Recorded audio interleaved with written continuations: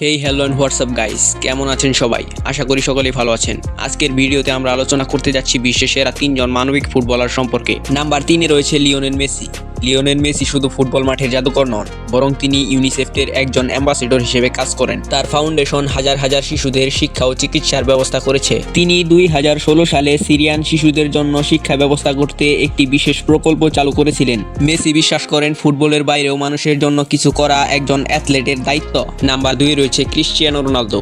Cristiano Ronaldo শুধু ইতিহাসের সেরা গোলদাতা নন, তিনি একজন মানবিক নায়কও। তিনি কখনো তার শরীরে ট্যাটু করেন না, কারণ তিনি নিয়মিত রক্তদান করেন। তিনি 2015 সালে নেপালের ভূমিকম্পে ক্ষতিগ্রস্তদের জন্য প্রায় $48 মিলিয়ন দান করেছিলেন। এছাড়াও ছোট ছোট অনাথ শিশুদের চিকিৎসার জন্য তিনি কোটি কোটি ডলার খরচ করে থাকেন। রোনালদোর মতে মানুষের জন্য কিছু করার আনন্দ মাঠের সাফল্যের চেয়েও বড়।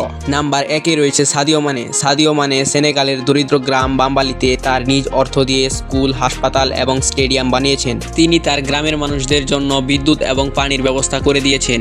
এমনকি কোভিড-19-এর সময় তিনি $5 লাখ দান করেছিলেন। তার একটি বিখ্যাত উক্তি হচ্ছে, আমি বিলাসবহুল জীবনের জন্য ফুটবল খেলি না, আমি মানুষের জীবন বদলাতে চাই। এমনকি তিনি নিজের বাথরুম নিজেই পরিষ্কার করেন, কারণ তিনি বিশ্বাস করেন কাজের জন্য কাউকে জোর করা উচিত নয়। তো গাইস, এই 3জন কিংবদন্তির মধ্যে মানবিক দিক দিয়ে কাকে সবচেয়ে সেরা মনে হয়েছে কমেন্টে জানান।